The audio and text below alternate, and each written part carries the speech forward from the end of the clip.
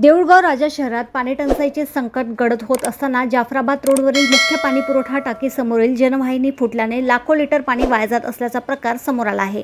विशेष म्हणजे शहरातील नागरिकांना 15 ते 20 दिवसांनी पिण्याचे पाणी मिळत असताना दुसरीकडे मौल्यवान पाणी रस्त्यावर धबधब्यासारखे वाहत असल्याचे नागरिकांमध्ये तीव्र संताप व्यक्त होत आहे। नागरिकांच्या म्हणण्यानुसार पाणीपुरवठा विभागाच्या नियोजन शून्य आणि बेजबाबदार कारभारामुळे शहरातील पाणी व्यवस्थापन पूर्णपणे कोलमडले आहे। फुटलेल्या जलवाहिनीची तातडीने दुरुस्ती न झाल्याने मोठ्या प्रमाणात पाण्याची नासाडी होत आहे।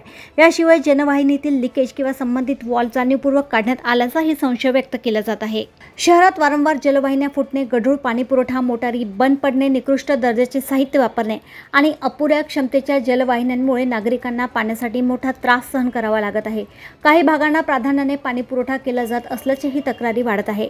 धरण उशाला आणि कोरड घशाला अशी परिस्थिती निर्माण झाली असून नगरपालिकेने तातडीने जलवाहिनी दुरुस्त करून नियमित पाणीपुरवठा सुरू करावा, तसेच जबाबदार अधिकाऱ्यांवर कारवाई करावी अशी मागणी नागरिकांकडून होत आहे। देशोन्नतीसाठी सुषमा राऊत यांची रिपोर्ट।